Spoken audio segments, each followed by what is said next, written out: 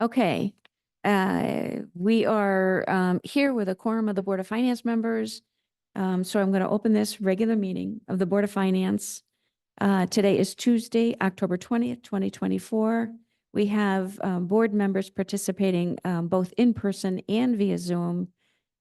So for the record, attending in person, I have Mrs. Pesky, Mrs. Traub, and Mr. Wright, and participating via Zoom, we have Christopher Anderson. It is now 5:04 p.m. So before we jump into the agenda, could we please stand and pledge the flag? Pledge allegiance to the flag.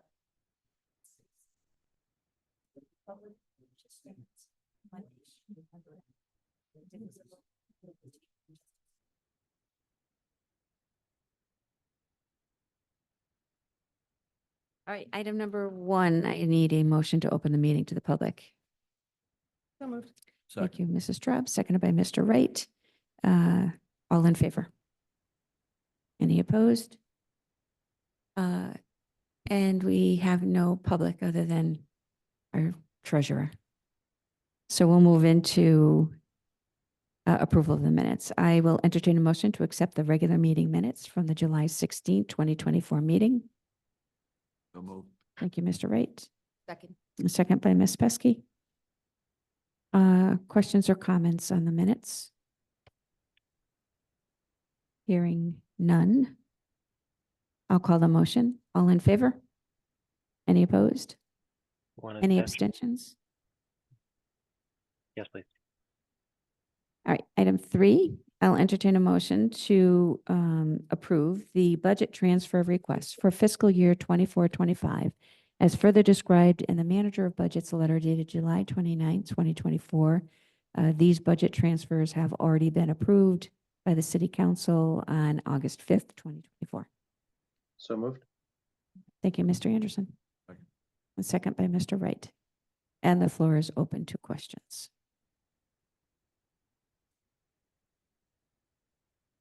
I have a question. Ms. Pesky? On the first sheet, when there's a $0 going into capital, transfer to capital project streets.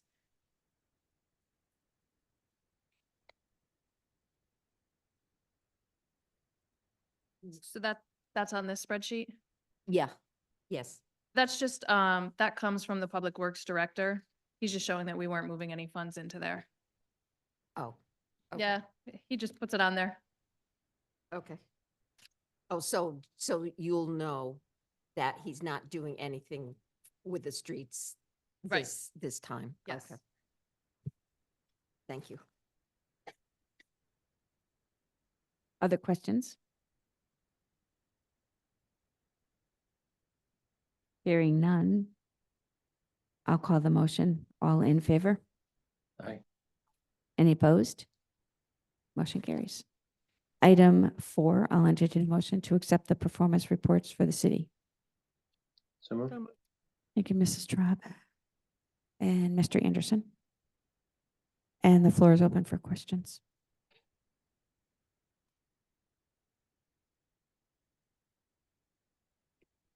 And if there are no questions, I know so early in the year, it's hard to question what's going on. Then I'll go ahead and call this. All in favor? Aye. Any opposed? Motion carries. And item 5, I'll entertain a motion to accept the Board of Education budget performance reports. So moved. Second. Thank you. I heard Ms. Pesky and Mr. Wright. Questions? Well, sorry, I'm not going to open the floor for questions on this. If there are comments that I can convey to the Board of Education, I would certainly be willing to do that. But just for everybody's information, the intention is to have a joint meeting with the Board of Education in September to go over the audit. So perhaps if there are questions related to the budget performance reports, we can also include those questions at that meeting. Thoughts, questions, comments? I'm sorry? They didn't give us a budget performance report? What did you send out this afternoon? City. Well, okay. Then we can't ask questions. Something we don't have. Did you reach out and ask them where their reports were? You didn't get a reply, or they said they're not ready?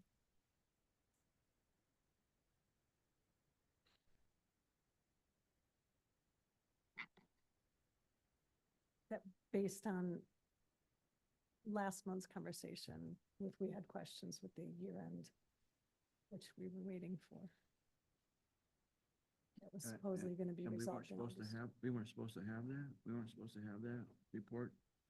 Steve wasn't supposed to send it, is that?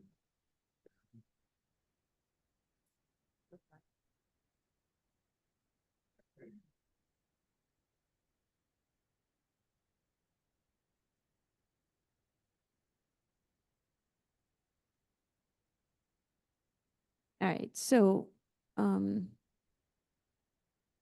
yeah, according to the communication from the business director,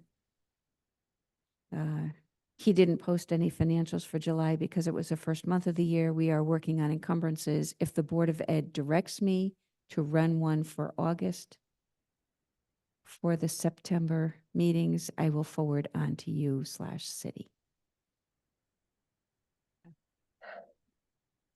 Thank you. Your blink camera just went off. So, I'm at a loss of what to recommend or say. But I do have standing meetings with the superintendent. I can certainly convey the message that this is not optional. It's not optional that we get these reports. This is mandatory. As a and then- department of the city. Right. That's the best I can do, and I'm not sure how we can compel them to provide those outside of communicating to them what the expectations are.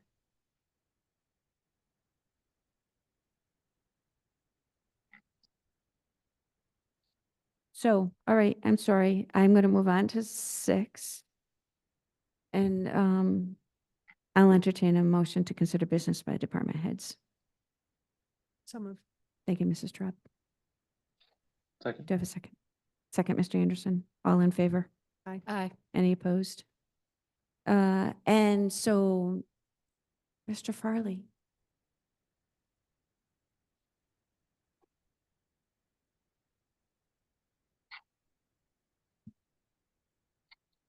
So in anticipation of the Federal Reserve, going to be dropping interest rates, I was trying to figure out where we could get our best interest or best investments that are available.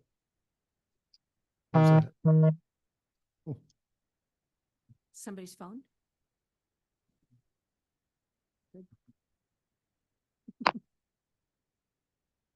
All right, anyway, I stumbled across a state program offered by the treasurer. It's called STIF, S-T-I-F, and that's an acronym for Short-Term Investment Fund. And I just printed out some sheets just to give you an idea. STIF was created by legislation enacted in 1972, and it's a state and local government investment pool managed by the treasurer of the state of Connecticut. Investors in the fund include the state agencies and authorities, municipalities, and other political subdivisions of the state. The primary objective of the fund is to provide the greatest possible return while first protecting principal and second, providing liquidity for investors. The fund's investment policy is designed to achieve these objectives by selecting high-quality, very liquid securities with relatively short maturities and diversifying the portfolio by sector, security type, and issuer. In addition, the fund maintains a designated surplus reserve roughly equivalent to 1% of the STIF's assets protect against security defaults or the erosion of security values due to significant unforeseen market changes. STIF's reserves are an important pillar of our investment pool, and the STIF is one of the few government investment pools to maintain a reserve. So just as an aside, they currently have $19.1 billion in this account. So at 1%, they've got about $109 million set aside for any issues that might occur.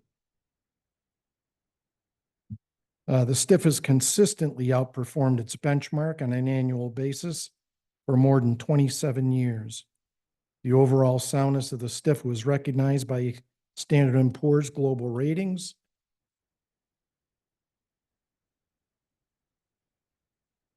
They affirmed and maintain the STIF's AAA M rating. It's the highest rating issued by Standard & Poor's for money market funds and investment pools. The Office of the Treasurer manages the assets of the short-term investment fund. The State Street Bank and Trust Company serves as the custodian, and all investments are made in instruments authorized by Connecticut General Statute, Section 3-27C through 327F. There's a short-term investment fund administration that's set up, headed by our state treasurer. There's an investment advisory council that has 8 or 9 members on it. There's a cash management division, principal investment officer, another investment officer, and other people that oversee the program. Once again, the inception was in 1972. $19.1 billion in assets under management, holding a reserve balance of $109 million.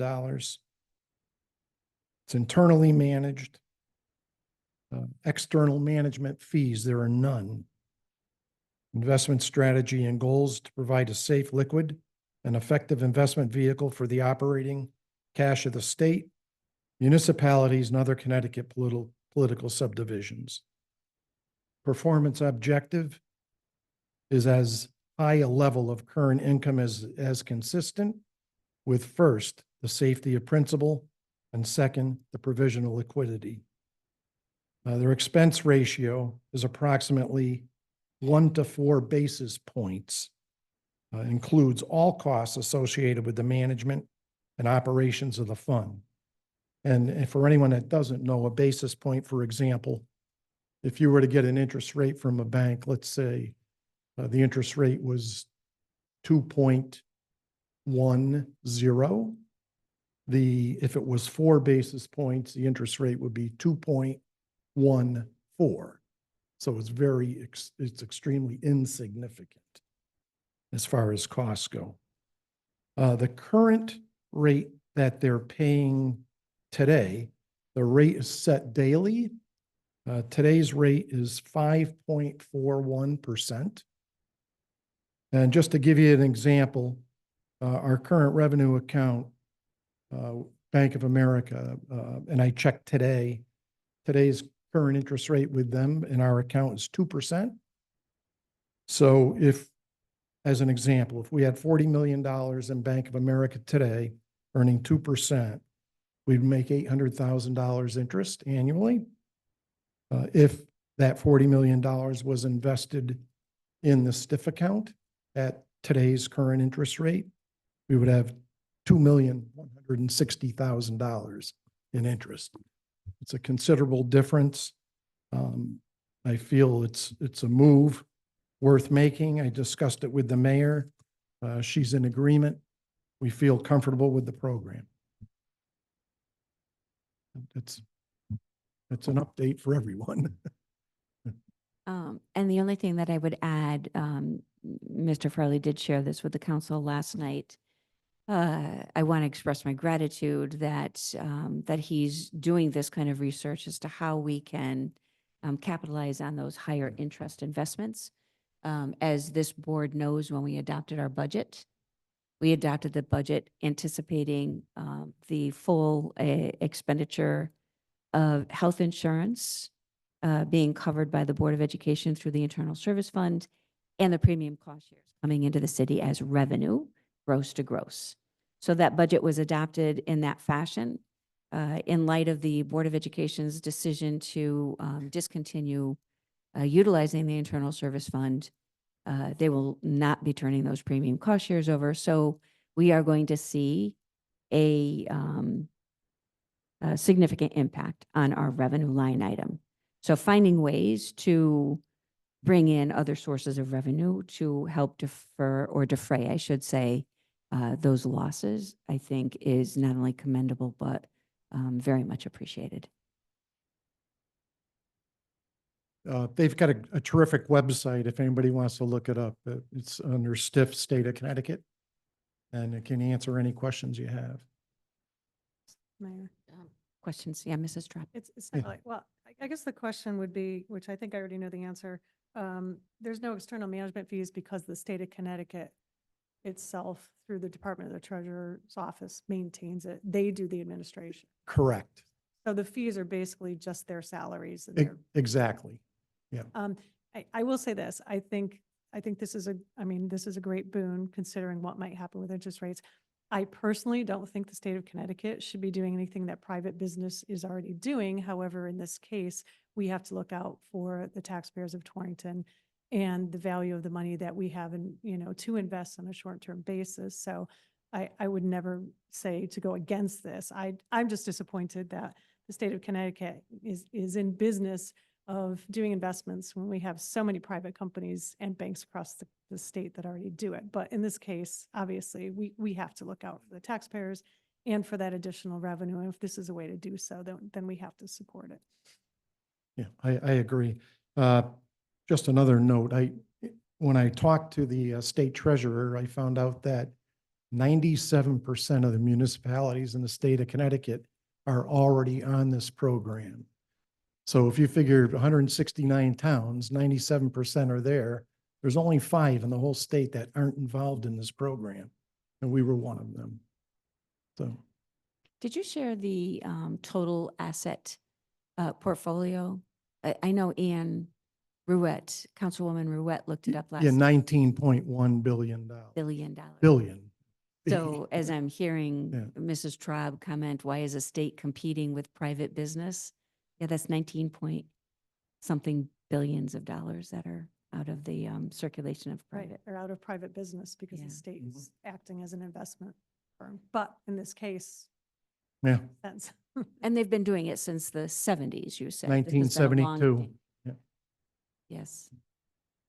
Yeah. Any other questions for Dan? Yeah. Mm. Again, immensely grateful. Thank you. Thank you. All right, anything from the city clerk's office? Anything else we should know about communication wise? No, okay. I'm going to move into item 7. I'll entertain a motion to consider business by mayor and members. so moved. Thank you, Mrs. Trapp. The second by Mr. Wright. All in favor? Aye. All right. Mr. Anderson, anything to add this evening? I guess just a question that was bouncing around the, Can't hear You're- you. any of us Yeah, your like- audio, your microphone is weak. We can't hear you. There it is. Oops.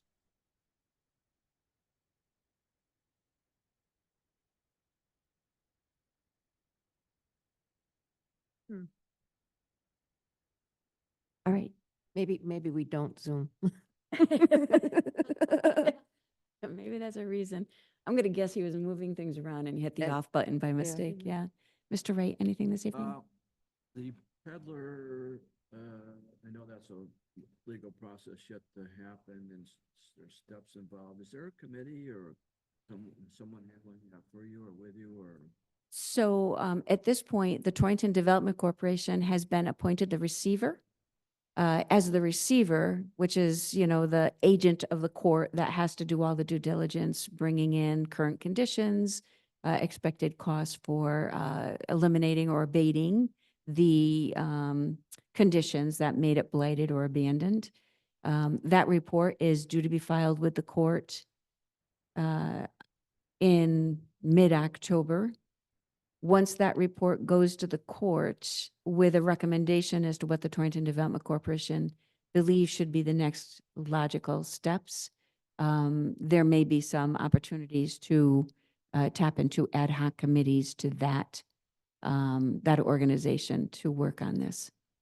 But right now, all they are required to do is report conditions and formulate a recommendation to abate those conditions and a recommendation as to what ultimate disposition of the property should be. Are they looking beyond that, or is there someone else looking beyond?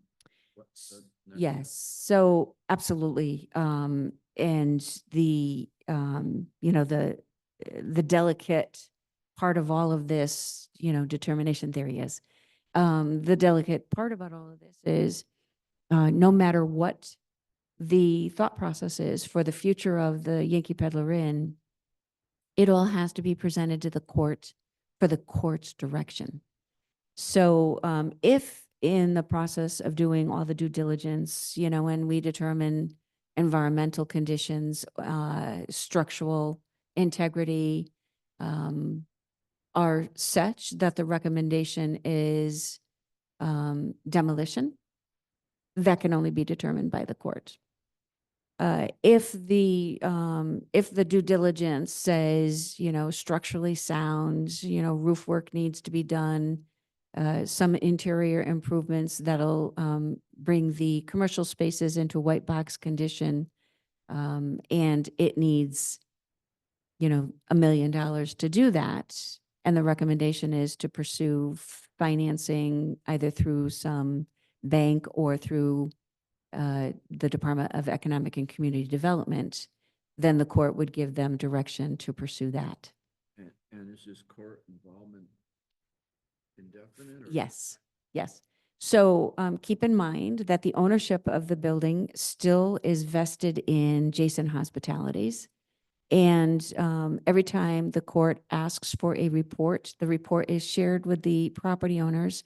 And the property owner at any given moment, if they find the funding to complete the recommended improvements or full development of the property, can petition the court to eliminate the receivership, terminate the receivership.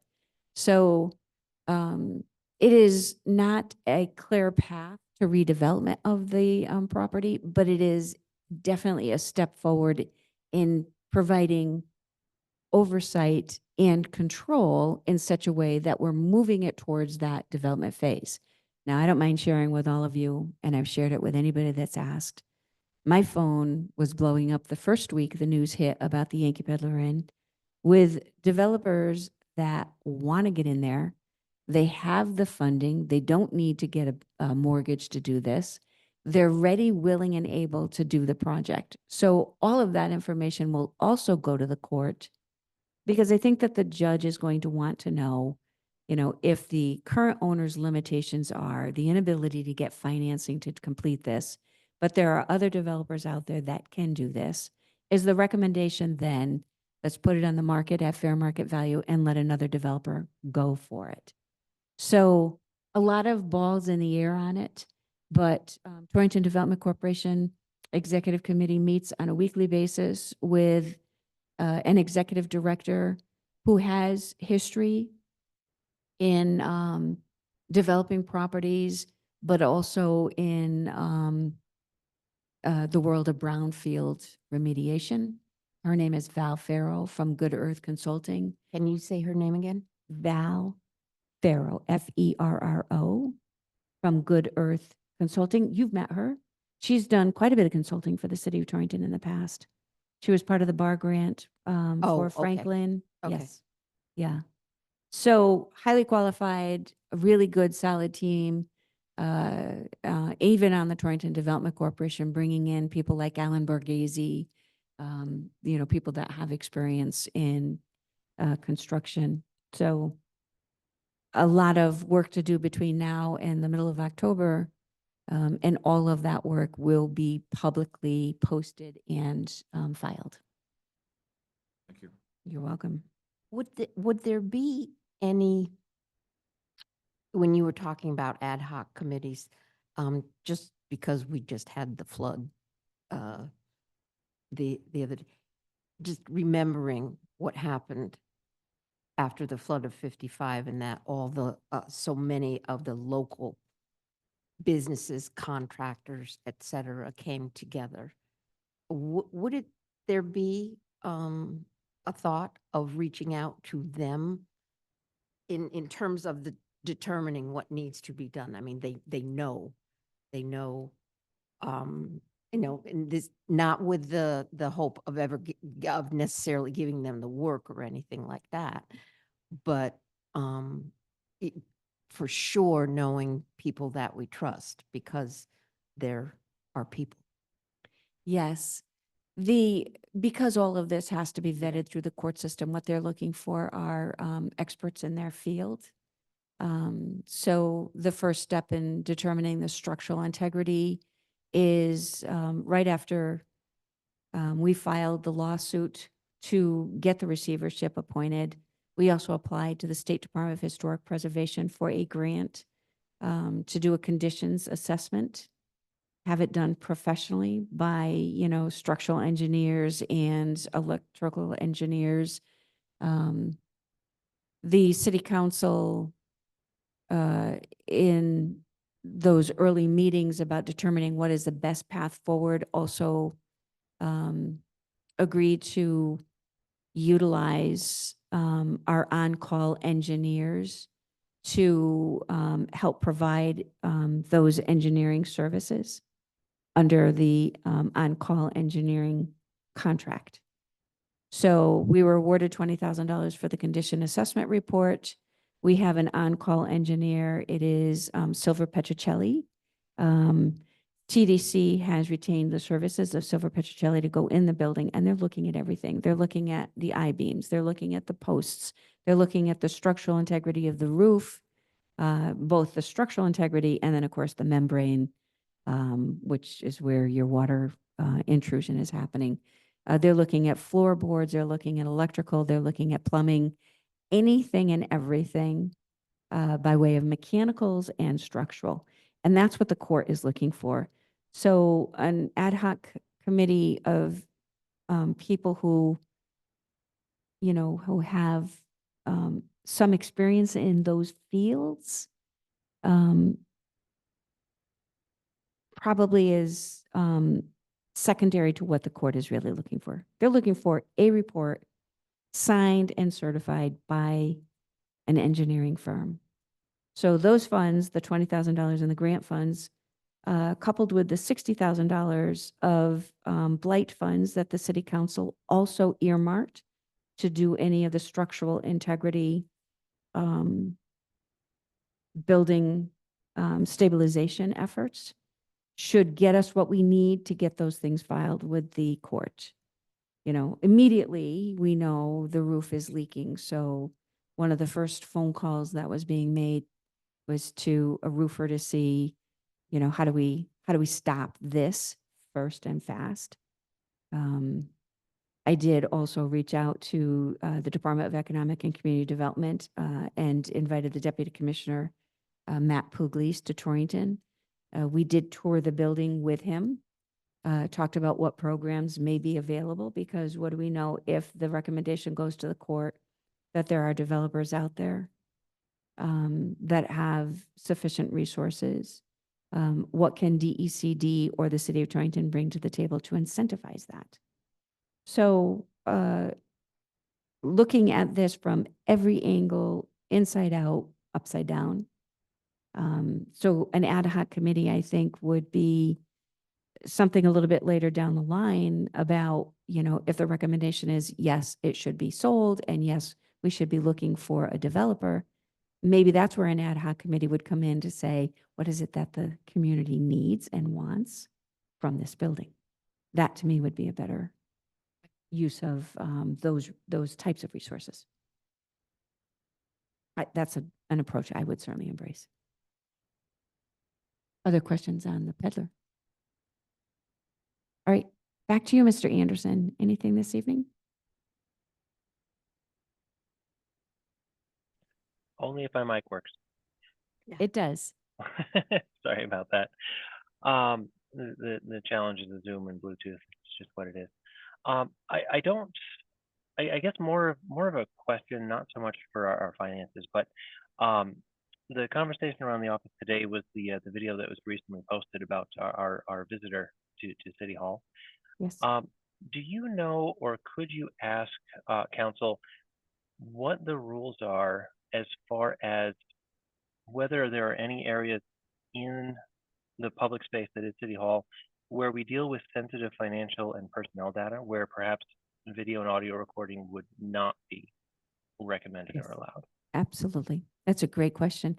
So for the board members that may not be aware, at some point last month, we had one of those First Amendment YouTubers come into City Hall with a video camera or his phone, and he was going from office to office and videotaping staff in their work environment, in their offices, particularly upsetting in their tour was when they went into the finance department in particular, which to me is not a public area. It's not a public forum.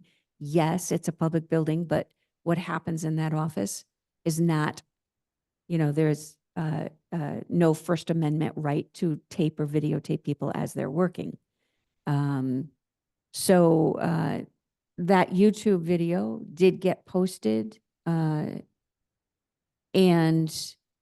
it resulted in a flurry of very uncomfortable, rude, I think nasty is the word I'm looking for, comments, emails, telephone messages to staff members, to department heads. And some of them, I think, crossed the line on threatening. So what I did was there's some research that Corporation Counsel is doing to clarify that, yes, this is a public building, but there is a difference between a public building and a public forum for First Amendment rights purposes. For instance, the HR office should never be subjected to somebody walking in and videotaping or photographing anything that the HR department may be working on. There may be HIPAA violations. There may be contractual negotiations that are not subject to FOI. In the finance department, there is no purpose for the public to be in the finance department. Certainly if they want to FOI anything that comes out of the finance department, there is a process to do that. However, going in and reaching beyond the public space to attempt to videotape somebody's screen that may include some personally identifiable information for an employee crosses the line. So we are working on clarification on what is considered a public forum, what is protected, and how will we develop policy to address that, but more importantly, secure those offices so that there's no accessibility in areas where they should not be either invited in or buzzed in. It's tricky, but this particular video is very disturbing. Thank you. And it was our takeaway. I mean, certainly some of the comments on YouTube videos they're only there to just continue the echo chamber and get more clicks. One or two of them were almost helpful. The staff screens that could be visible from a public space like a hallway certainly could have a screen protector to make it so only the staff could see. But I did want to make sure I said on the record that I was very impressed with most of our staff. Just because you're in a public building doesn't mean you have to stand there and let someone videotape you. Our police officers as well, I thought handled it wonderfully.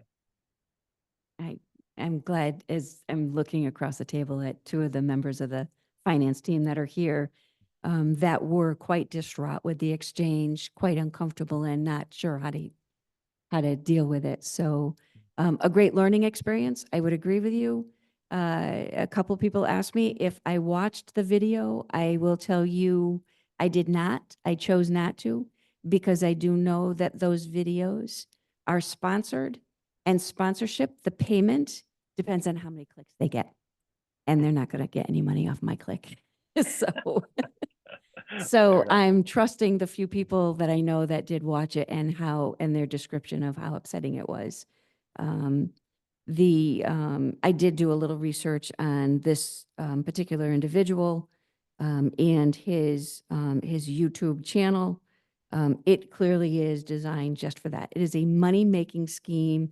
He comes in, he provokes a response, and tapes the response without sharing what provoked that or elicited the response. So it casts the response in an unflattering light when if people saw the entire exchange, they might understand why some individuals might respond the way that they did. So I do appreciate you bringing that up. And yeah, that was a learning experience for all of us. Thank you. All right, Mrs. Traub, anything this evening? No, I guess social media is bad. Stay off social media. Yeah, really. Don't click the links on any of the videos. No, I have nothing. Thank you. Mrs. Pesky? Um, continuing the BOE discussion and insurance, is there any information or, No. I mean, I know we were all concerned, Yes. we on the Board of Finance were concerned that BOE staff was going to have insurance. And has there been any sharing of information that has happened? So, and I think that bears repeating. This board and the city council both in discussions on what are the options, made it crystal clear that there's a strong sense of obligation that the employee should not be caught in a situation where they are not insured. And I know that that was the reason for the long period, transition period, I would call it. I know that was why this board said, let's go 3 months, let's go to September 30th. There is no information forthcoming. We're following what the Board of Education is posting by way of agenda items. I have had a couple of conversations with the superintendent. He has assured me that they are doing their best efforts to find the right fit for insurance coverage. As of today, I have heard nothing about them actually having secured an alternative insurance plan. I know that they did hire a consultant to work with them to find that insurance. I also expressed to the superintendent a concern that there did not seem to be a bid process for hiring that consultant. We know consultants, particularly in this situation, work off of a commission. However, those terms are usually negotiated as part of the contract for the work, the services being provided. We know those commissions are usually a percentage off of the gross costs. We know our charter limits this to $10,000. There has been no bid process. And the response when I asked why there wasn't a bid process was nothing is being paid out until the insurance has been secured. So on a couple of fronts, I'm a little worried about their process and I'm worried about their progress. We are now 5 weeks from our deadline. Not sure. Yes.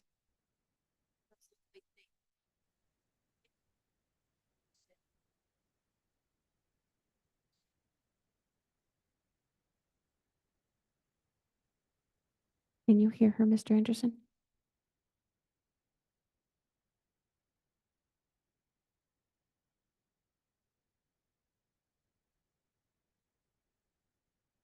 Okay. Thank you. All right. So it looks like the Board of Education is meeting tomorrow evening at 5:30. And there is, first agenda item in, open session is Brown and Brown insurance presentation. Thank you. ARPA funds.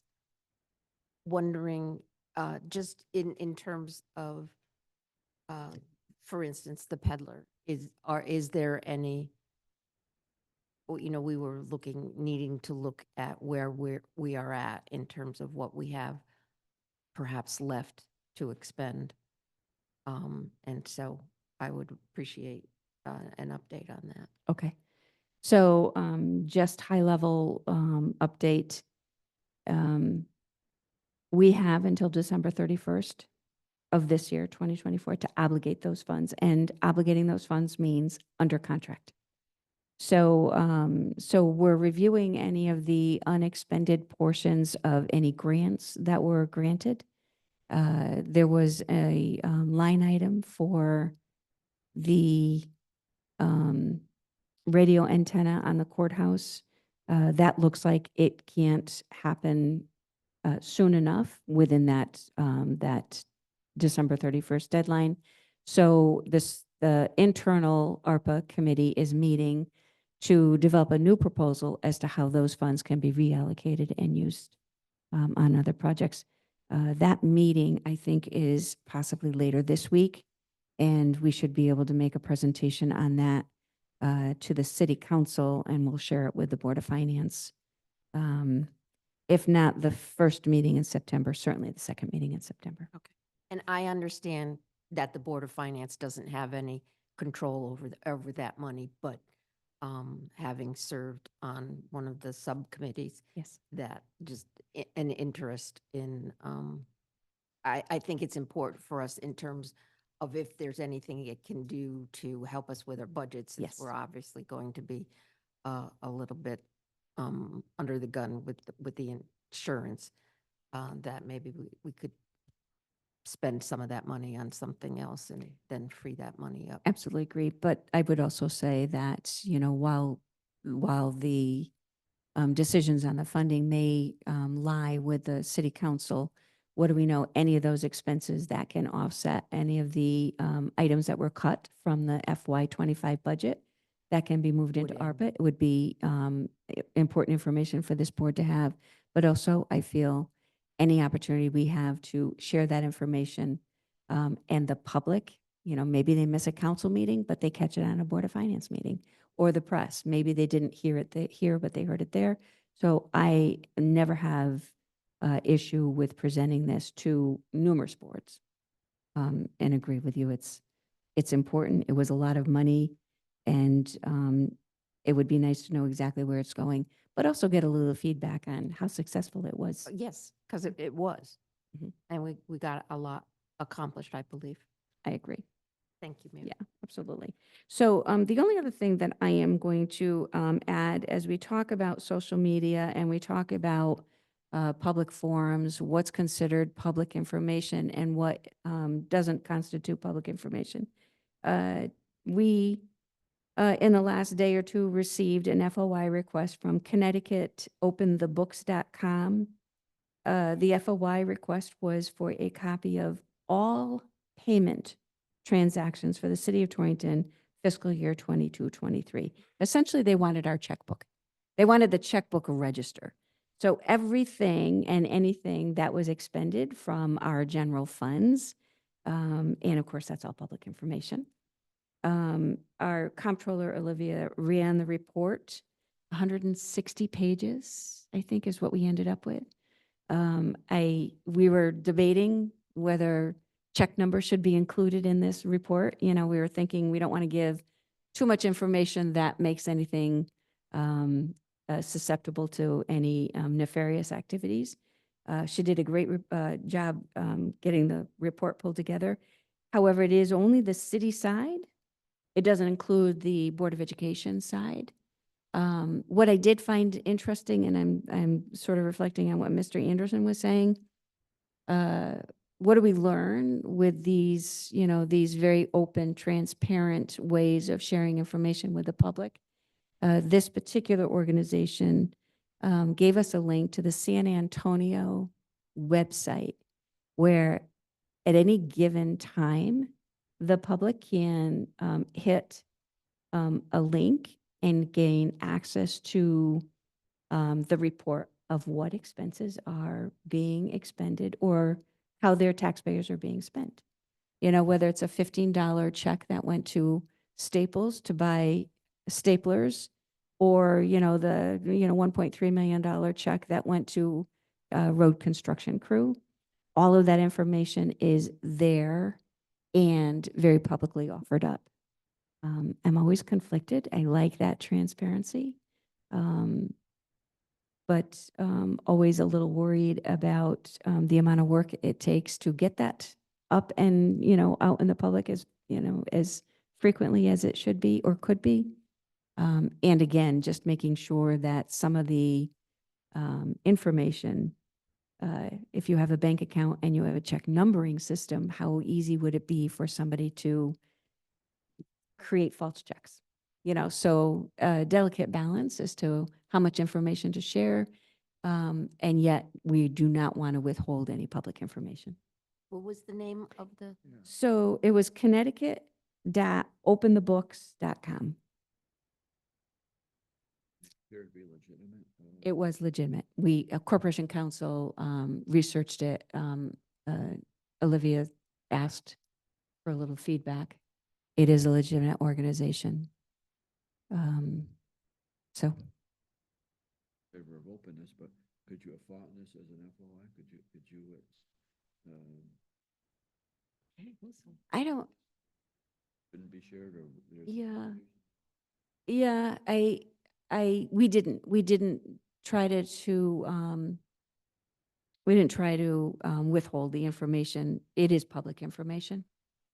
It's always, you know, available in our budget performance reports, maybe not in something as simple as, you know, you could see what checks were issued on, you know, July 22nd, 2023. You know, and you'll see the batch of checks that was issued. And anybody who's looking at it, like anybody's checkbook register or, you know, ledger, you know, trying to make heads or tails of what it was used for, you know, or if it's, you know, a series of payroll, you know, whose pay was that? And are you going to go back and look over 52 weeks, you know, who was paid what? So it's not as clear as some of our budget performance reports are, but it is a complete report of what was expended through the general fund. And it was given to them on paper, not. Electronically. They wanted it electronically. They preferred it in an Excel spreadsheet. We sent it as a PDF though. Yeah. Yeah. No. So if they wanted to analyze it in some way, they would have to manually insert it into an Excel spreadsheet so that they could sort it. Correct. Okay. Yeah. And FOI laws are, they can ask us for something that we already have. We don't have to do any special reports for them. So giving them that account, you know, day by day, you know, what was written out is sufficient to fulfill our obligation, as opposed to doing all that sorting for them. Because you used to be able to charge for the paper. Yes. We don't, And yes. And They found a workaround. Everybody finds a workaround. Yeah. not that, I just, it's the time, Exactly. not the information. It's the time. Yeah. Thank you. And being careful to redact anything that might be not subject to an FOI. Identifiable. Correct. Yeah. So, so that's all that I have. And if there are no other questions or comments, I'm going to ask for a motion to adjourn. So moved. Thank you, Mr. Anderson. Thank you, Mr. Wright. All in favor? Aye. Any opposed? We're adjourned. Thank you all.